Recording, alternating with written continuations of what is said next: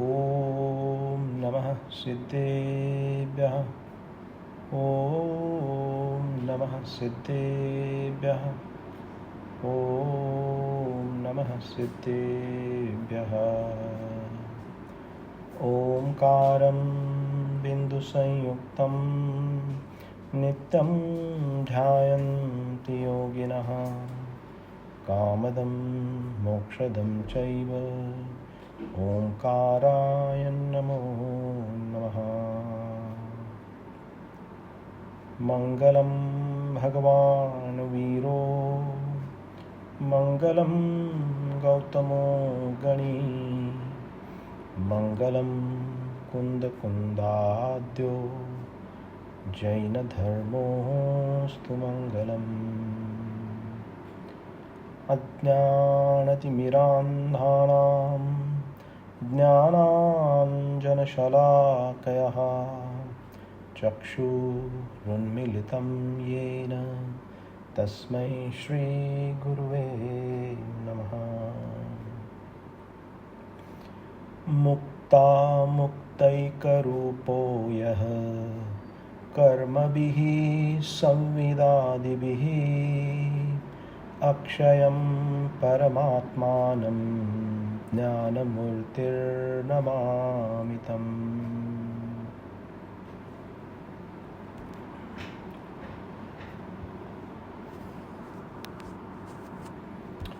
Okay, so in our Swadhyay of Swarup Sambodhan written by Acharya Sri Akalank Deva,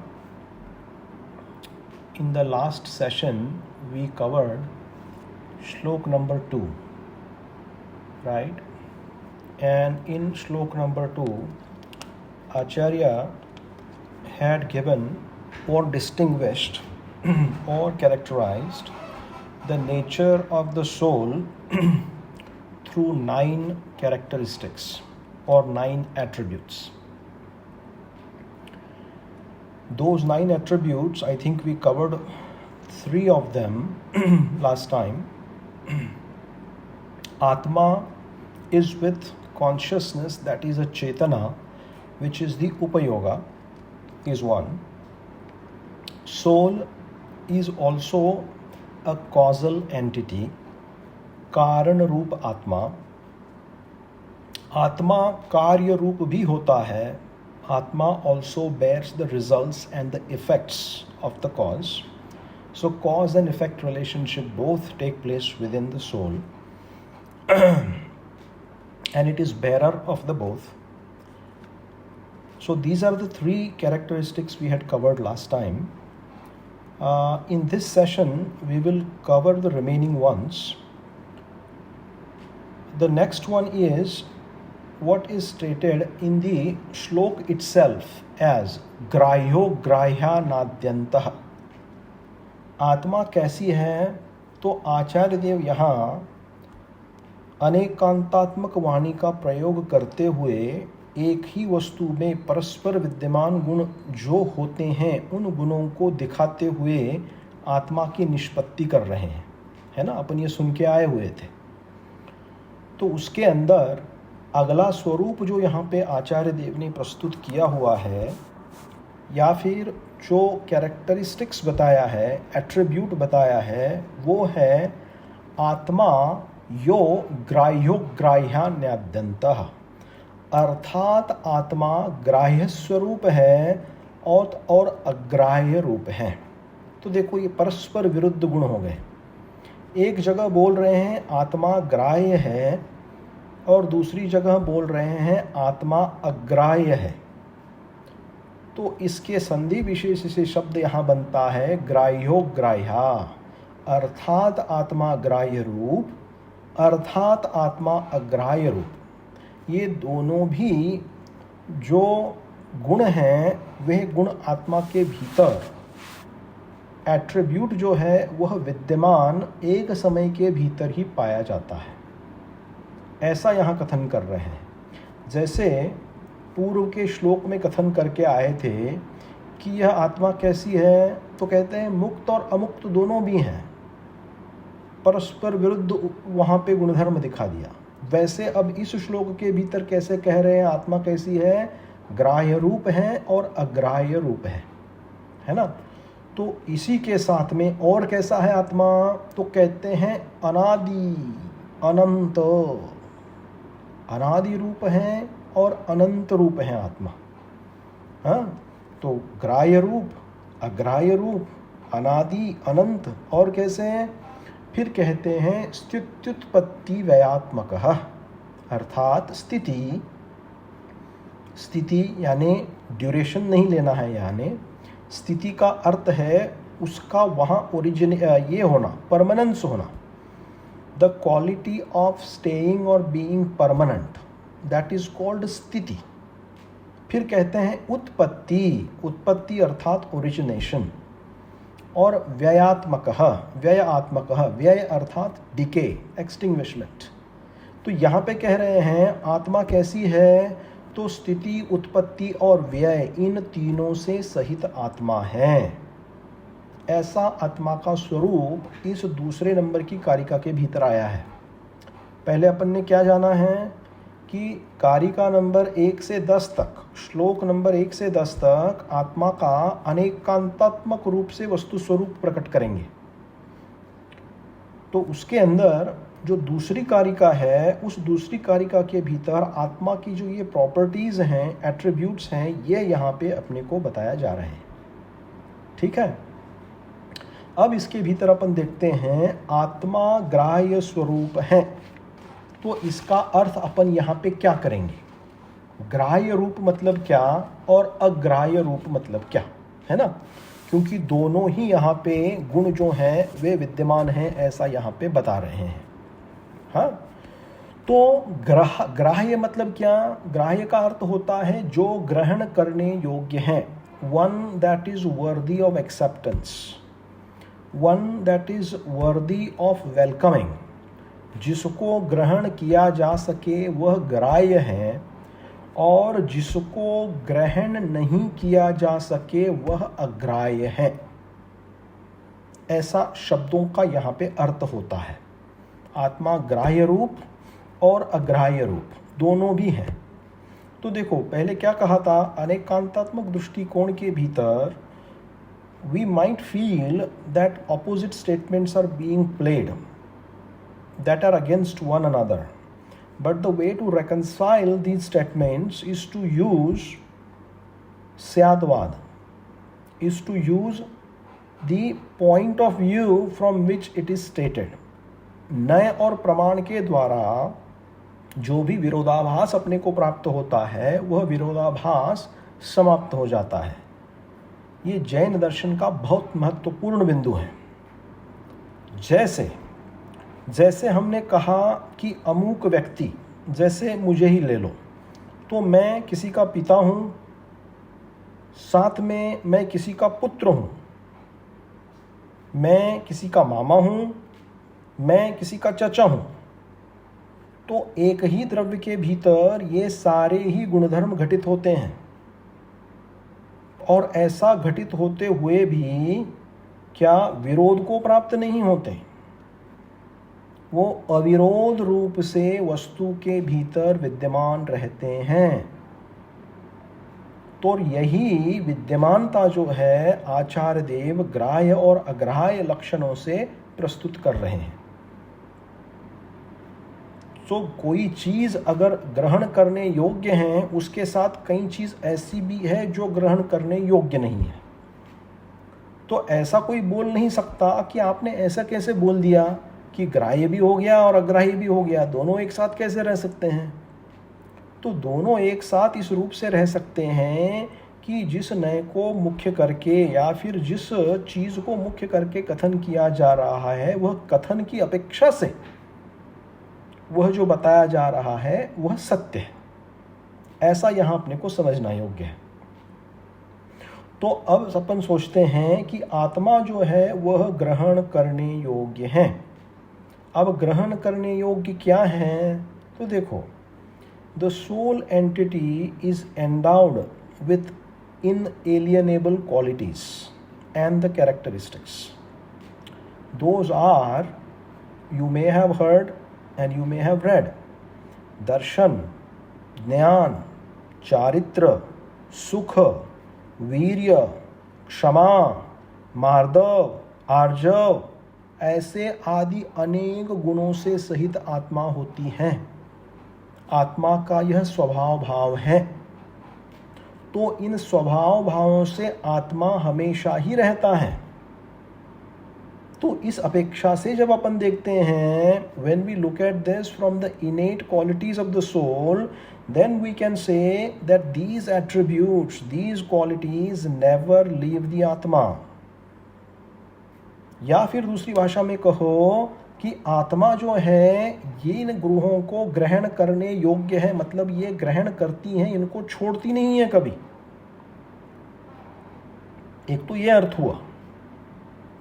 और उसी के साथ में अग्राह्य जिसको बताया हुआ है वह ऐसा है कि बचे हुए पदार्थ, वस्तु या फिर द्रव्य, इनकी अपेक्षा से जब अपन कथन करते हैं और उनमें पाए जाने वाले जो गुण होते हैं उन गुणों को वह ग्रहण नहीं करता।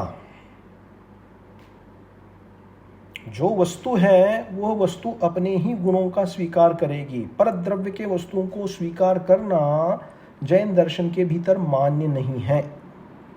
ये एक सिद्धांत है। कैसे? फॉर एग्जाम्पल, अब जीव द्रव्य है और पुद्गल है। जीव के गुण भिन्न हैं, पुद्गल के गुण भिन्न हैं।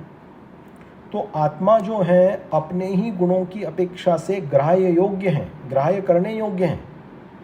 और पुद्गल की अपेक्षा से अगर अपन देखें तो यही आत्मा अग्राह्य है, अर्थात ग्रहण नहीं किया जा सके ऐसा।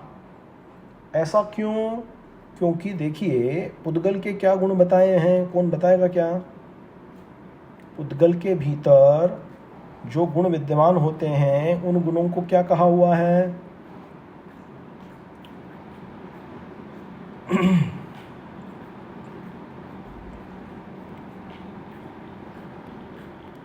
हाँ, क्या उत्तर आया? पुद्गल के भीतर जो गुण पाए जाते हैं वे कैसे हैं? तो कहते हैं पुद्गल स्पर्श, रस, गंध, वर्ण इत्यादि से युक्त होता है। और ये जो गुण हैं, यह गुण मात्र पुद्गल के भीतर ही पाए जाएंगे, अन्य द्रव्यों के भीतर नहीं पाए जाएंगे। अब इन गुणों का ग्रहण जो है वह आत्मा नहीं करती है। क्या कहा? इन गुणों का जो ग्रहण है वह आत्मा नहीं करती है। और उसी के साथ में पुद्गल द्रव्य जो है वह आत्मा के जो चेतन गुण हैं, दर्शन, ज्ञान, चारित्र, सुख इत्यादि जो अपन ने गुण कहे, उन गुणों से वह ग्रहणीय नहीं है। इसीलिए आत्मद्रव्य की अपेक्षा से, अपने अपने गुणों की अपेक्षा से वह द्रव्य ग्रहण करने योग्य हैं और अन्य द्रव्य की अपेक्षा से वह अग्राह्य हैं, अर्थात जो ग्रहण किया नहीं जा सके। मतलब ऐसा कभी होगा क्या कि आत्मा के अंदर उसकी जो प्रॉपर्टीज़ हैं उन प्रॉपर्टीज़ को वो तज के, अर्थात छोड़ के स्पर्श, रस, गंध, वर्ण को ग्रहण करेगा क्या? तो कहते हैं 3 काल में नहीं कर सकता। ये जैन धर्म के ऐसे अकाट्य सिद्धांत हैं।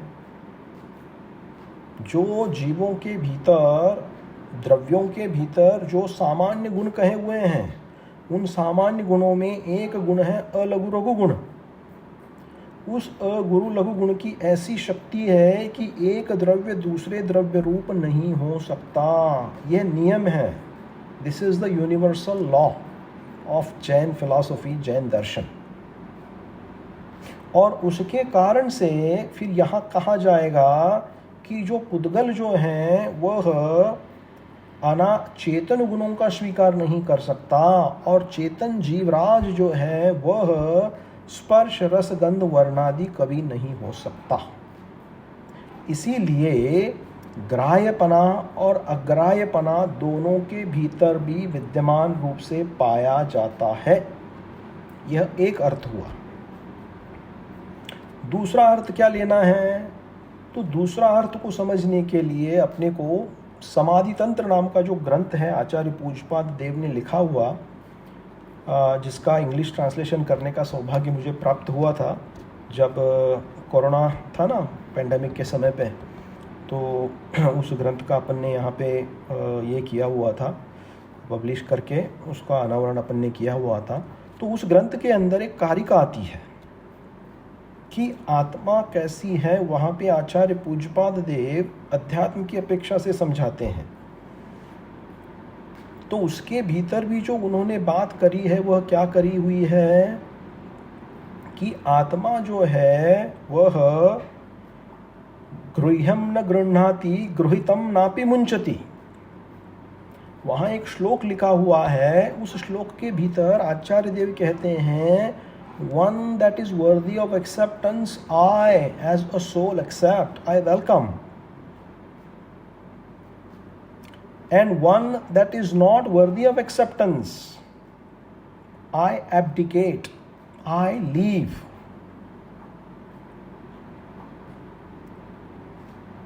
So this is the nature of the soul.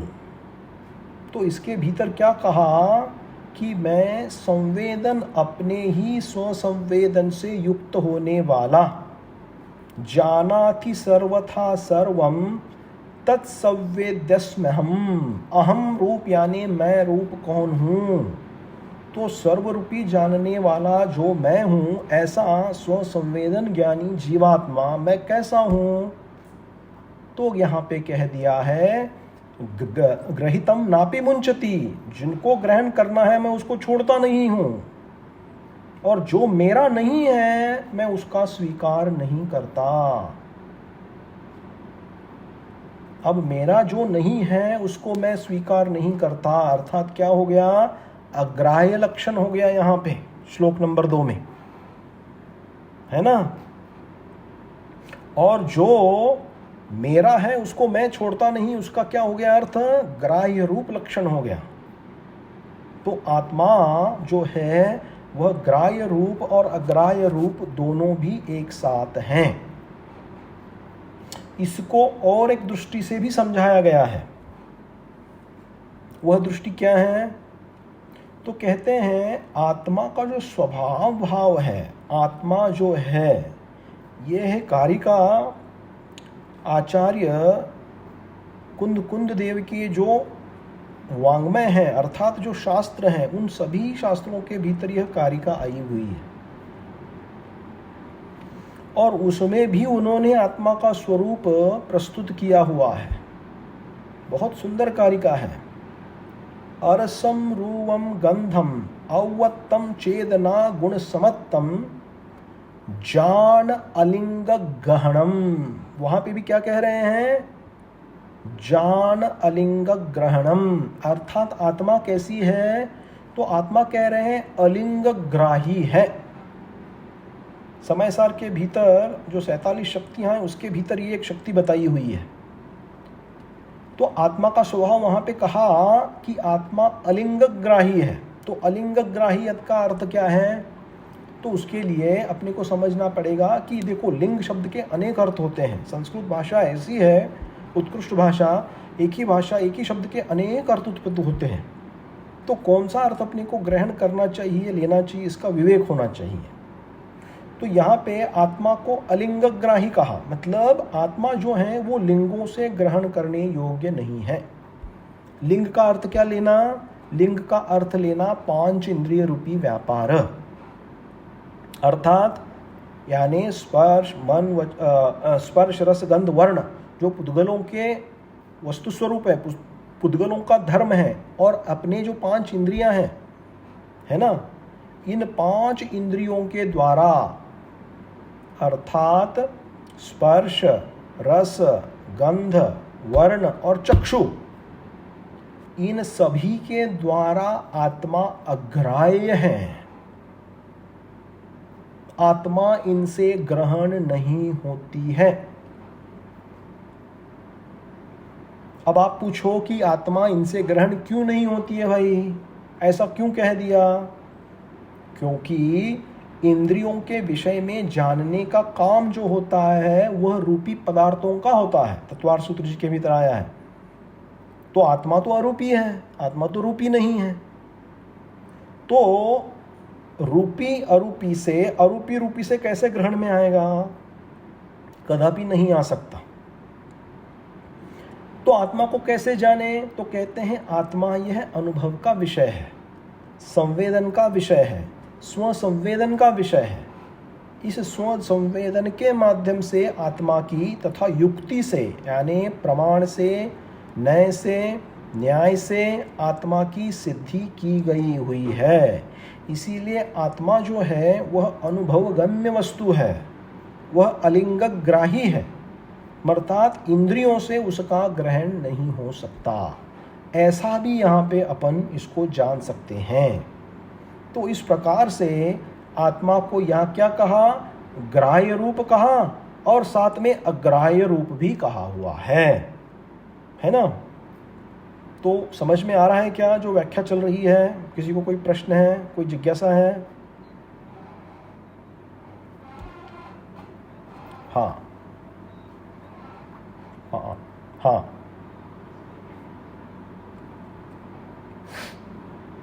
देखो, मन भी जो है ना वह भी पुद्गल की ही पर्याय है।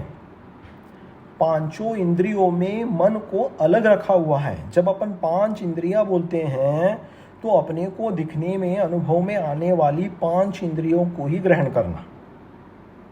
और जब मन की बात आती है, मन को कहते हैं अनिंद्रिय, है ना? अतीन्द्रिय नहीं, अनिंद्रिय। दोनों शब्दों में कंफ्यूजन मत करना। अनिंद्रिय, अनिंद्रिय क्या है? तो मन है।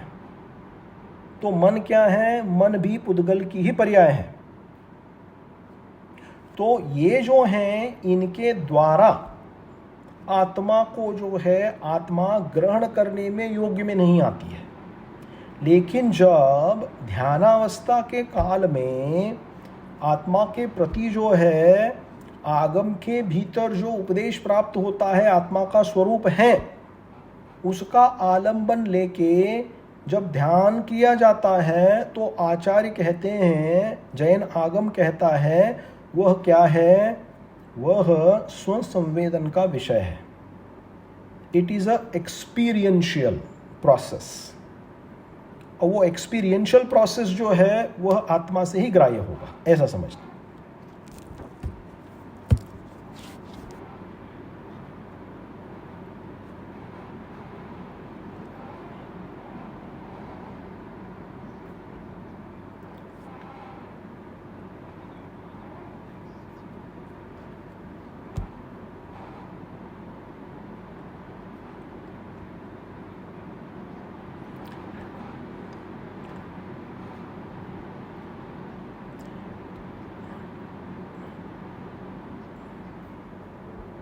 You do not have to do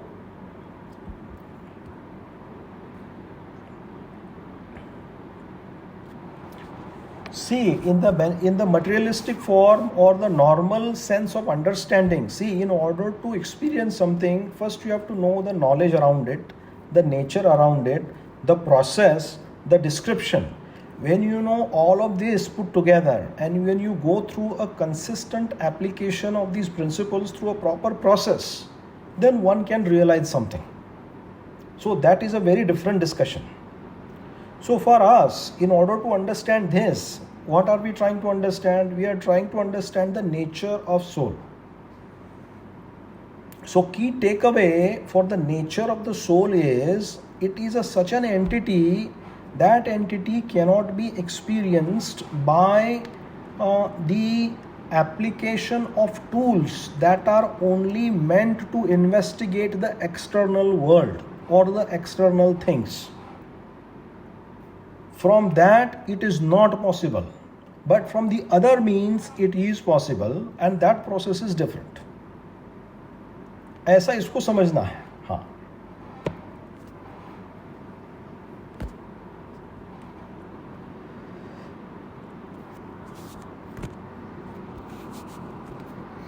because first, see, in order for us to have the right belief structure, right?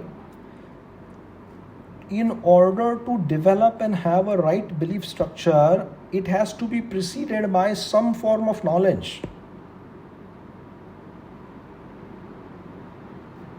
ज्ञान के बिना आप किसका श्रद्धान करोगे? जो बिलीफ भी अगर आप लाओगे तो किस बेसिस पे लाओगे कि भाई ये ऐसा ऐसा है? जब आप जानने का पुरुषार्थ करोगे जीवन के भीतर कि आगम के अंदर वस्तु स्वरूप क्या आया है और उस वस्तु स्वरूप का जो स्वरूप है वह क्या बताया है, ये अपने ज्ञान में पहले आना चाहिए और उसको लेकर फिर जो अपन अंतरंग में जो मंत्रणा करेंगे उस मंत्रणा से फिर सच्चा ज्ञान उत्पन्न होता है। See, accumulation of information is not knowledge. What we are right now doing is we are accumulating information. We have to work very hard to translate this accumulation of knowledge, accumulation of information into knowledge. अब ये थोड़ा और slanting अलग हो गया, थोड़ा और depth में अपन चले गए। मतलब क्या कह रहा हूँ मैं? मतलब मैं ये कह रहा हूँ कि आगम की जानकारियाँ प्राप्त करने से मात्र अपना जो कार्य है वो कार्य नहीं बनेगा, प्रयोजन की सिद्धि नहीं कर पाएंगे। लेकिन आगम की जानकारियों के बिना कोई मार्ग ही नहीं खुलने वाला है। इसीलिए आगम का अभ्यास जो है वह मोक्ष मार्ग में बहुत ही महत्वपूर्ण है, क्योंकि ज्ञान यहीं से प्राप्त होने वाला है। क्योंकि अविद्या से अर्थात अज्ञान से अर्थात the absence of knowledge, absence of श्रुत ज्ञान, तुम श्रद्धा करोगे तो किसके ऊपर करोगे? श्रद्धा करने के लिए भाई कुछ तो आपको फाउंडेशन चाहिए ना। तो ये फाउंडेशन जो है, ये फाउंडेशन यहाँ आपको प्राप्त हो रहा है। तो आगम की जानकारियों को इकट्ठा करना ज्ञान नहीं है। आगम की जानकारियों को इकट्ठा कर कर फिर अंतर्मुखी होकर तत्व चिंतन, तत्व मनन, तत्व ग्राह्य दृष्टि तथा धारणा जब ये होती है तब श्रद्धान का जन्म होता है। और जब वो श्रद्धान का जन्म होता है फिर वह सच्चा ज्ञान कहलाता है।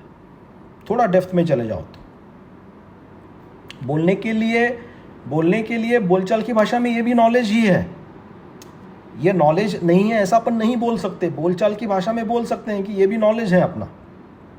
लेकिन अगर थोड़ा डीपली अपन सोचें इसके बारे में कि भाई सच्ची ये नॉलेज है क्या आगम के अनुसार से, तो नहीं, भाषा का थोड़ा लिमिटेशन आ जाता है। फिर नॉलेज से फिर उसको इन्फॉर्मेशन बोलना पड़ेगा। ये इन्फॉर्मेशन है सब, नॉलेज तो अंतरंग से उत्पन्न होगा, है ना? ऐसा समझना है इसको।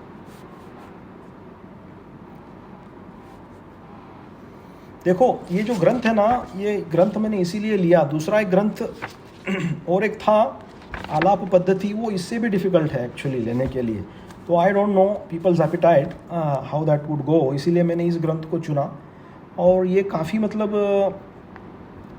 बहुत ही गंभीर ग्रंथ है, छोटा है लेकिन गंभीर है। तो अपन थोड़ा इसको गुत्थियाँ सुलझाने का अपन प्रयास करेंगे हर टाइम, है ना?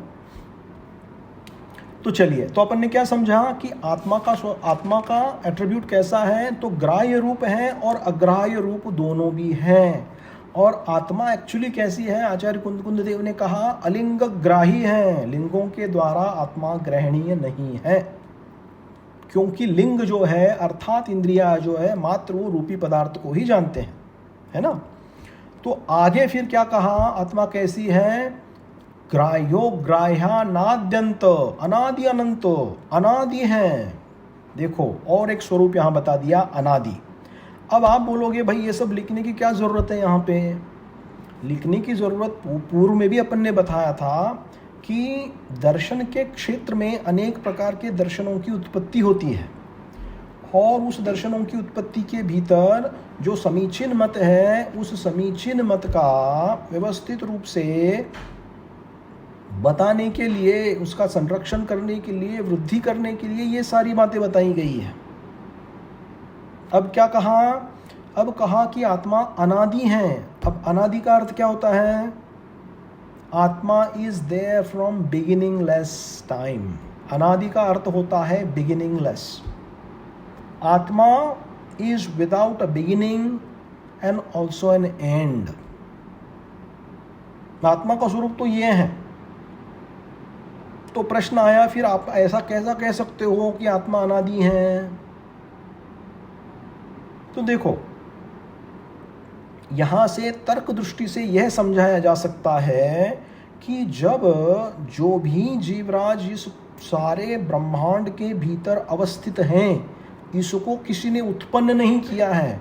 Nobody has produced these soul entities like how we produce children. Producing children is just taking an external form. But these atmas, these souls, these entities have existed from beginningless time. क्योंकि आपने ये मान लिया, क्या मान लिया? कि आत्मा को किसी ने बनाया है। Somebody has produced the soul.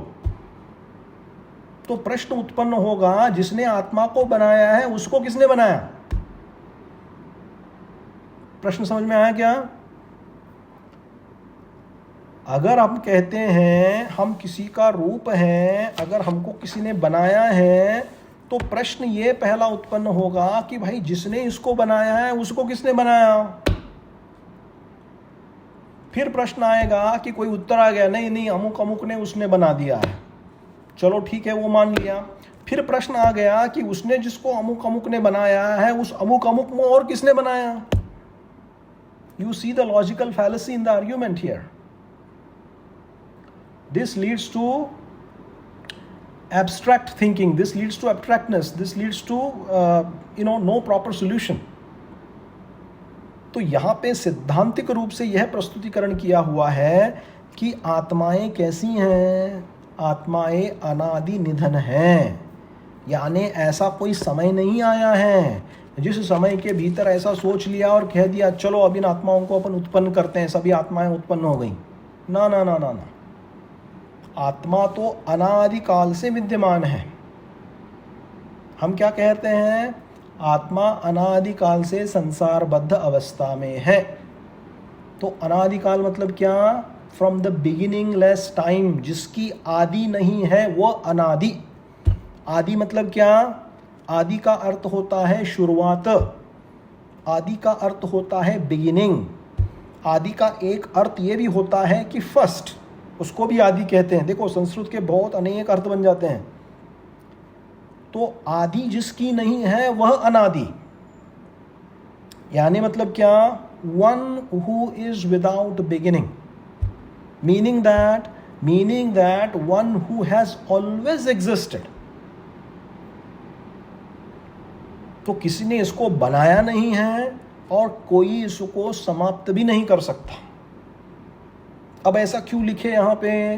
क्योंकि ऐसे कई मत उत्पन्न हुए जिन मतों के भीतर ये कहा गया कि भाई आत्मा नाम की कोई चीज़ होती नहीं है, जब तक शरीर है तब तक ही सब है। शरीर पंचभूतों से बना हुआ है, शरीर एक बार विलीन हो गया तो आत्मा भी विलीन हो जाती है, आत्मा का अस्तित्व खत्म हो जाता है। फिर कई ने मान लिया कि आत्मा शून्य हो जाती है। तो ये जो संगति है, यह संगति जैन सिद्धांत को स्वीकारनीय नहीं है। इसीलिए यहाँ आत्मा के स्वरूप के बारे में बताया कि यह आत्मा अनादि रूप है। तो अनादि रूप में जब मिलेगी तो कैसे मिलेगी? तो अनादि रूप में जब आत्मा मिलेगी तो हमेशा वह अशुद्ध ही मिलेगी, शुद्ध नहीं मिलेगी पर्याय अपेक्षा से। तो इसको समझाने के लिए तर्क शास्त्रों के भीतर एक उदाहरण दिया जाता है। क्या दिया जाता है? कि भाई जब सोना मिलता है, खदान के भीतर जब सोने की प्राप्ति होती है तो सोना शुद्ध ही रहता है क्या? तो कहते हैं नहीं। या फिर दूसरे भी जो मिनरल मिलते हैं वे सब शुद्धि होते हैं क्या? कहते हैं नहीं, वो अशुद्ध अवस्था के भीतर प्राप्त हो जाते हैं। जैसे डायमंड भी है, तो डायमंड इज एक्चुअली रफ। तो डायमंड को कीमत लाने के लिए उसको प्रोसेस के थ्रू जाना पड़ता है, फिर उसको कोई कीमत आती है। तो सोना भी ऐसा ही है। सोना जब मिलेगा तो वो खदान के भीतर वो मिट्टी के साथ में मिलेगा। तो अर्थ क्या है इसका? कि अशुद्ध से शुद्धत्व की तरफ जाया जा सकता है। शुद्धत्व से शुद्धत्व नहीं बनता है। शुद्ध से तुम शुद्ध कहाँ होगे? अगर तुम अशुद्ध माने कि तुम मैं अशुद्ध हूं, तभी तो शुद्धपने होने की बात बनेगी। आपने यही नहीं माना कि भाई मैं अशुद्ध हूं, तो शुद्धपना बनता ही नहीं है। तो इसीलिए सभी संसारी आत्माएं जो हैं वह अशुद्ध रूप में प्राप्त हैं। अनादिकाल से थी, अनादिकाल से है और अनादिकाल से रहेगी। 4 गति और 84 लाख योनियों में जब तक संसार अवस्था समाप्त नहीं होती, तब तक इनमें चतुर्गति रूप परिभ्रमण करती हुई ये सभी आत्माएं मिलेंगी। सबके पर्याय अलग होंगे, सबके रूप अलग होंगे, सबकी धारणाएं अलग होंगी, सबके विचार अलग होंगे। वो सब अपने अपने कर्मों के अनुसार से सब सारी व्यवस्था बनती है। लेकिन मूल स्वरूप क्या है? इसको किसी ने बनाया नहीं है। ये किसी के श्रोत्र से नहीं आई हैं, किसी ने इसको उत्पन्न नहीं किया है। It is there as has been the case. जैसे आपको पता होगा कि जैन दर्शन के भीतर हम यह मानते हैं इसकी सृष्टि को भी किसी ने बनाया नहीं है। सृष्टि हमेशा से ही रही है और हमेशा से चलती रहेगी। तो उसी प्रकार से जो आत्मा है, और यह आत्मा ही नहीं, जो बाकी के भी जो द्रव्य हैं वे द्रव्य भी ऐसे ही हैं, क्योंकि द्रव्य कभी नाश नहीं होता है। तो इसीलिए ये सब अनादि रूप हैं। तो वैसे ही आत्मा भी क्या कहा? It is without beginning, it is beginningless. फिर कहते हैं अनंत रूप है आत्मा। अभी अनंत रूप जब कहा, आदि अंत से रहित अनंत रूप, मतलब इसमें जो शक्ति विद्यमान है आत्मा की, वह अनंत रूप शक्ति है। मतलब कैसे? मतलब ये कि अभी हमारी अवस्था के भीतर आप देखो कितने अनेक प्रकार के मनुष्य, कितने अनेक प्रकार के लोग मिलते हैं। सब लोगों की the ability to perceive, process, understand, interpret and regurgitate information is differing across all human beings. We all are of different capacities. But when we talk about soul entity, souls inherently are endowed with infinite perception, infinite knowledge, infinite power. All these qualities are residing within the soul. It is just that we have not realized that form. तो इस अपेक्षा से जब अपन सोचते हैं तो कहते हैं आत्मा अनंत रूप है। ठीक है, समय है ना अपने पास अभी? हाँ, ओके। तो इसके पश्चात में अनादि है, अनंत है, और कैसा है? तो कहते हैं स्त्युत्पत्ति व्ययात्मक। आत्मा 3 चीजों से सहित है। इसी को तत्वार्थ सूत्र जी के भीतर कहा, उत्पाद वे द्रव्य युक्तम सत। द्रव्य का लक्षण ही है, अभी ये आत्मा का ही मात्र लक्षण नहीं है। सारे ही षड द्रव्य हैं, वह कैसे हैं? स्थित्युत्पत्ति व्ययात्मक। स्थिति, उत्पत्ति और व्यय जहाँ पाया जाता है, ऐसी आत्मा है। मतलब कैसे? मतलब ऐसे कि स्थिति का अर्थ होता है कि उसका परमानेंट स्टेटस बना रहना। इसीलिए तो कहा कि आत्मा अनादि है, वो कभी खत्म नहीं होने वाली है, कभी जन्म भी नहीं हुआ था आत्मा का। हमारे सबका, हम जो कहते हैं हमारा जन्म हुआ है, ये हम पर्याय की अपेक्षा से कहते हैं जन्म हुआ है, जो गलत नहीं है। लेकिन निश्चय की अपेक्षा से अगर देखें तो आत्मा जन्मा है और अजन्मा भी है। देखो, ये भी एक अनेकांत हो गया। जैसे कहा कि आत्मा ग्राह्य अग्राह्य है, वैसे आत्मा जन्मा अजन्मा भी है। तो अजन्मा जैसे है, वैसे यहाँ पे कहते हैं आत्मा स्थिति से सहित है। Means it as a definite state of permanency to the soul entity. And while it is permanent, at the same time it is also with utpatti. Utpatti means the origination. So we have the condition or the quality of origination, and we have also the condition of vyaya. Vyaya means decay. Decay means destruction. तो ये सिर्फ आत्मा के साथ ही घटित नहीं होता, ये सारे ही द्रव्यों के साथ घटित होता है। तो आत्मा ऐसी जो सतरूप है, तो सतरूप का स्वरूप तत्वार्थ सूत्र जी के भीतर कहा उत्पाद वे द्रव्य युक्तम सत। दूसरे शब्दों में यहाँ पे ये कह रहे हैं स्थित्युत्पत्ति व्ययात्मक, स्थिति उत्पत्ति और वै से सहित है। अब कोई पूछे कि भाई एक साथ ही एक ही द्रव्य के भीतर स्थिति उत्पत्ति व्यय कैसे संभव है, how it is even possible, what are you talking about. तो देखो, इसका सिंपल उदाहरण जो है वह ये है कि हम जब मनुष्य पर्याय के भीतर आते हैं, वह मनुष्य पर्याय के भीतर अपना आना ओरिजिनेशन हो गया पर्याय की अपेक्षा से। फिर हम बच्चे होते हैं, फिर हम छोटे से धीरे धीरे धीरे धीरे बड़े बनते जाते हैं, अपनी अवस्थाएं होती हैं, बहुत ही गर्भ रहता है, फिर बालक होता है, बालक से किशोर हो जाता है, एडोलेसेंट हो जाता है, टीन हो जाता है, फिर यूथ हो जाता है। ये सब क्या हैं? These are different transformations that are taking place, and this transformation is origination as well as decay at the same time. मतलब पूर्व पर्याय की अवस्था हमारी खत्म हो गई बालक की, अब अपन किशोर अवस्था में आ गए, किशोर अवस्था समाप्त हो गई, फिर अपन एडोलसेंट हो गए, एडोलसेंट हो गए, फिर अपने पास यूथ आ गया। तो ये सब क्या है? ये क्रम क्रम क्रम से क्या हो रहा है? The decay is taking place. अर्थात क्या हो रहा है? पर्याय का व्यय हो रहा है, नाश हो रहा है, फिर हम प्रौढ़ बन जाते हैं, फिर उसके बाद एक बार बुढ़ापा आ जाता है, और बुढ़ापा आने के बाद फिर क्या हो जाता है? मरना होता है। ऐसा सब होते हुए भी, स्थिति उत्पत्ति का होते हुए भी, जो इस देही अर्थात आत्मा जो है उसकी स्थिति तो कभी बढ़ती घटती नहीं है। मतलब क्या? It is never can be destroyed, the soul entity can not be destroyed.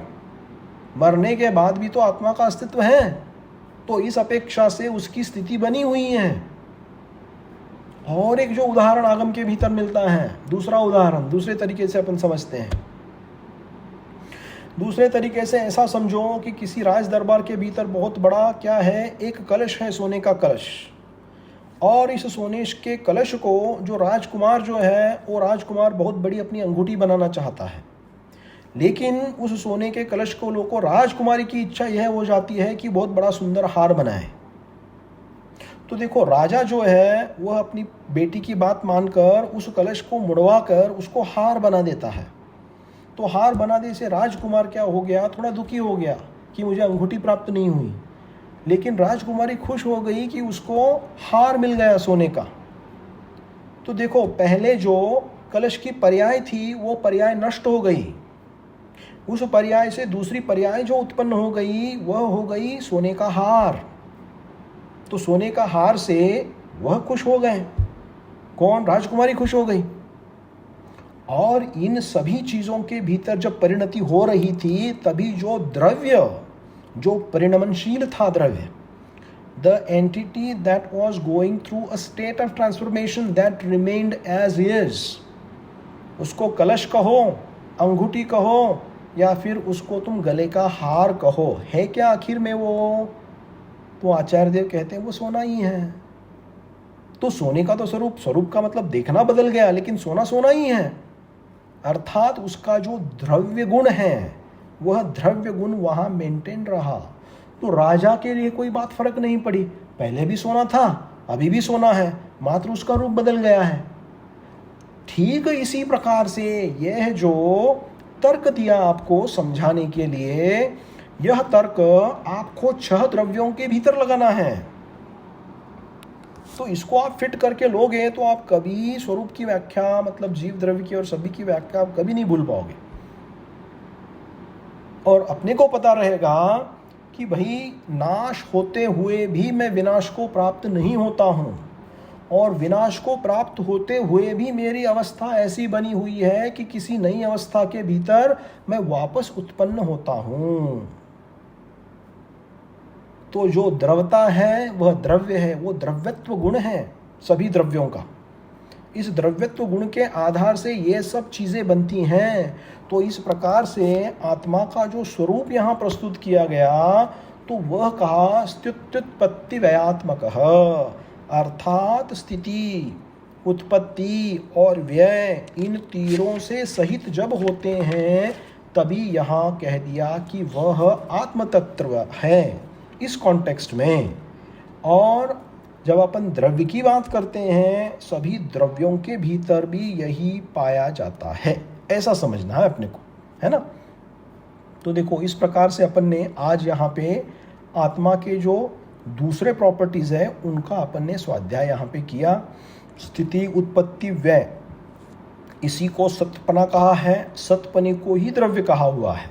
इसीलिए इस द्रव्य की निष्पत्ति हुई, आत्म तत्व की निष्पत्ति इस प्रकार से आगम के भीतर आचार्यों ने की हुई है ना। तो देखिए अपना यहाँ पे अभी समय हो गया, यहाँ पे ये दूसरी नंबर की कारिका अपन ने पूर्ण कर ली है आज। तो अगला जो श्लोक है जब अगले समय में अपन मिलेंगे तब लेंगे वापस। अब इस संबंध में किसी को और कोई जिज्ञासा और कोई शंका वगैरह है तो 2 मिनट के लिए अपन कर सकते हैं।